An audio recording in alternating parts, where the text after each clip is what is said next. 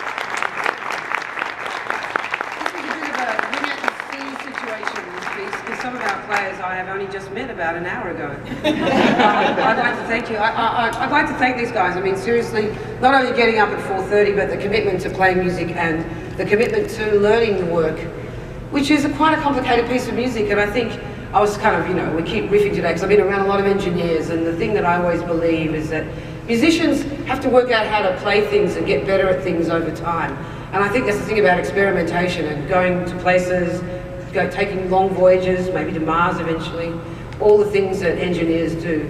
I've actually had a really extraordinary experience this week with Kelly and with a lot of the people inside of NASA, and actually understood something about the practical engineering experience, experimenting and having outcomes and how things work. So thank you from the Global Orchestra, and thank you for hosting us this week. It's been fantastic, thank you. And to Dave, who's over here, and to Justin, for making the presentation look pretty.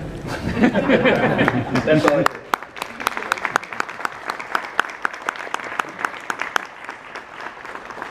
So I think we've got a little bit of time. Happy to take a few questions if anybody would like to ask us any questions about anything. Don't be shy. Question? Well, we haven't explained where Justin's exit.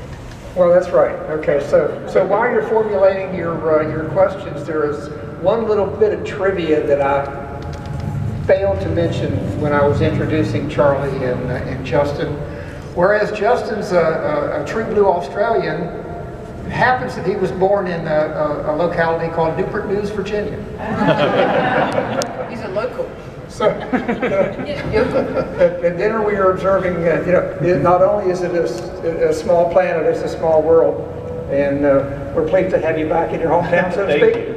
Thanks very much. That's great. Any questions for? So, are you going to do this in 2019, and are you going to play the same music each time? So we have a plan, as we just did with this piece, we were just augmenting Mars, which was the rhythm that we were playing here. What we see is the opportunity to remix this music. So Holst composed this in the first musical performance in 1912, 1913, 1914, just before the First World War.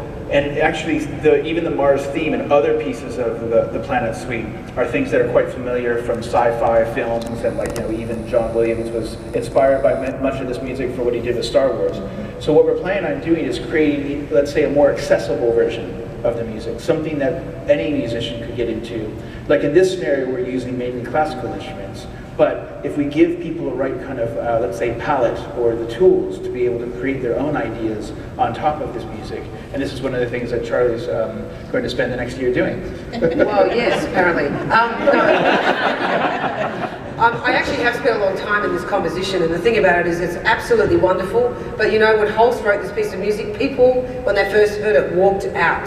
They found it really hard to listen to, and there are some parts of it that are actually still quite difficult, and I think that to make this piece a little bit like Max Richter's Four Seasons, where he recomposed it, we would do a recomposition of this and make it a little bit more accessible, and for younger people, for kids, for students, for little, really small kids, it's just like we want people to be involved, and people who don't play instruments to be involved, so to augment it in such a way that, you could rap over it, I guess.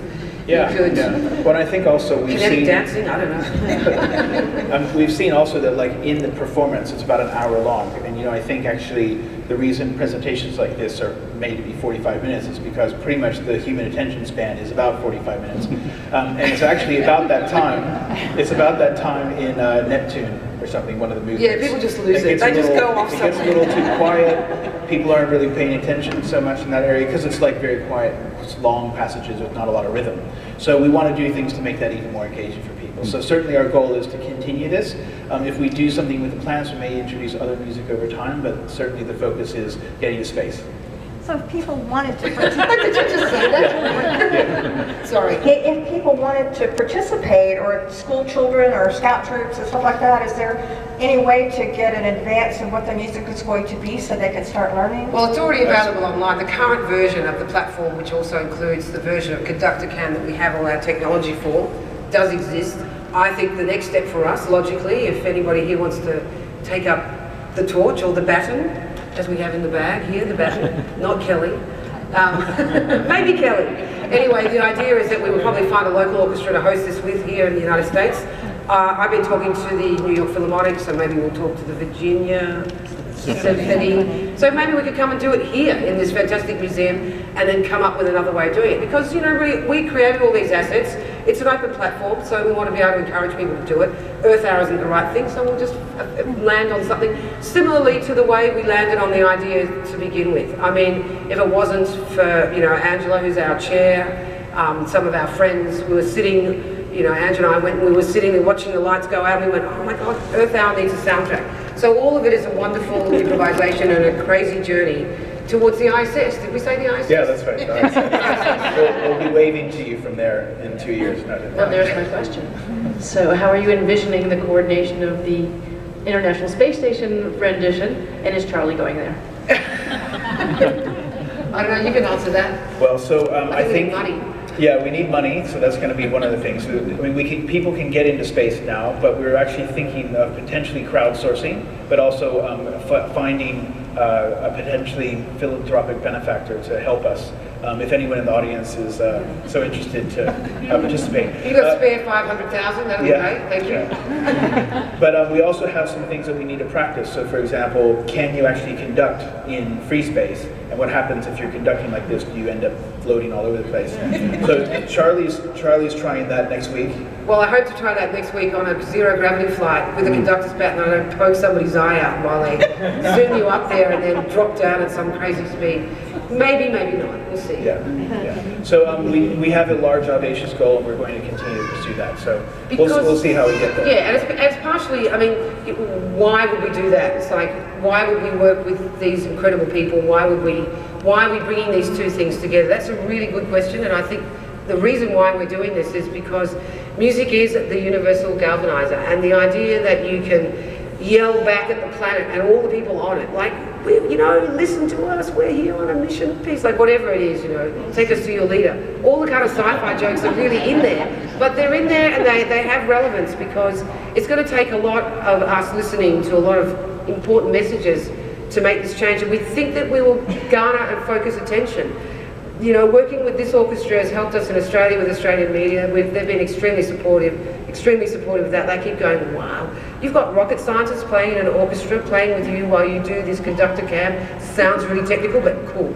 So, and I think that the underlying theme there and why this is so attractive from an education perspective is bringing the A back into STEM, with engineering and mathematics and all this, we're losing A in all of this, and we've got the same challenges in Australia. So we're also trying to push that as a way forward. We need to think of, as Kelly has said, music is math with emotion. Right? So if we can actually bring these things together and create the creativity and the technology, it'll be a quite inspiring thing for everyone. Another question? Just a comment for you. I think that the combination of the educational component and the earth awareness in music is fabulous. And something occurs to me which I think might work. There is a program all over the United States where communities read a specific book, and then there are discussions about it. It's done very well. There's a national organization that does it, and if there could be a book selection and discussion plus music, I think that would be just fantastic. So I think it's the National Endowment for the Arts that is overall for the reading. Yeah, absolutely. No, that sounds like a really great idea. I think this concept of maybe even there could be the book reading, but there could be the music reading as well. In other words, have people in community groups do that as a kind of collaborative study. So it would be very interesting. And then it wouldn't have to be all at the same time. It could be whenever the youth orchestras could get together to do this, but there'd be a lot of community involvement. Yes, yeah, absolutely. Yeah, really wonderful to bring it to all of the kind of community orchestras and everything as well. Yeah. We're all about community orchestras. We're all about orchestras. We're all about everything.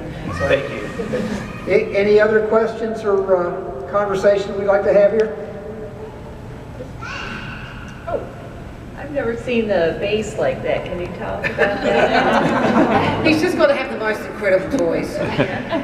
So it is an upright bass, and it is basically imagine a double bass that has a curved plane surface. So it literally is just like that. It has a curved plane surface. It has a few different elements inside for picking up the sound, but it just makes it a lot more transportable. So bringing a double bass from Australia was a bit of a challenge. And also even trying to find keyboard from Australia. Also even trying to find it. Like we played in India. We actually brought this Baxter the robot to India for a special presentation, and we had one of our musicians was a double bass player, and he literally spent an entire day driving around Bangalore trying to find one strop that had a double bass. So this makes it a little bit more transportable. Yeah. Others? Oh, sorry. Are the musicians allowed to ask questions of the conductor? You can use your teacher voice. I was wondering, with the prime directive being listening to the need of the planet, and playing your part. With all the lights going out, was there any data collected about how much energy was saved and what that added up to? Yes, so one of the things about Earth Hours is this whole idea of the community coming together and doing something together, and the whole idea of turning the lights off is more of an act of everyone collectively doing something together. There have been attempts to sort of talk about this and kind of, I guess, from the naysayers' perspective, saying, oh, you know, the amount of energy you saved was minuscule. It didn't even turn off, you know, one generator or something. But the point is, it's a collective gesture. Movement. It's a gesture to show everyone participating together, stopping and thinking and kind of having that discussion during that hour. There was also something that happened. So I worked at Google for 5 or 6 years in the past, and we at one point in time we turned the Google homepage black, and everyone said, "Oh, why are they turning it black? Is that saving energy?" Right? So like it did save energy when they were old CRT monitors. Like if you had one of those old cathode ray tube monitors, like, you know, those ray guns, if it's black, the screen is black and there's no energy. But if it's an LED screen or a laptop screen or anything, it doesn't make any difference. It's the same energy no matter what. But then there was this whole, again, naysayer saying, oh, you've turned it black, but it doesn't save any energy. So it really is more about the movement and the collective of everybody saying, let's turn our lights off, let's all have this discussion, let's think about this and what we can do for the planet. Well, yeah, I mean, as Angela has said, and a lot of people have said, it's that one time in the year when you can quietly contemplate what you can do, you know, in a very small way, you know, start local. Like, I'm refusing every plastic straw I get given in America because they're very bad. They're very bad for the environment. It's only a little thing. We really don't have plastic straws in Australia. So in Australia, they're banning straws in some places. So. They're banned in Seattle. Yay, go Seattle. Go Seattle. All right, any others?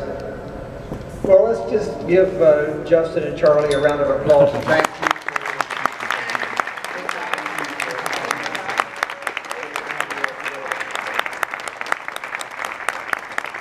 Charlie and Justin, thank you so much for joining us. Just a bit of coming attraction.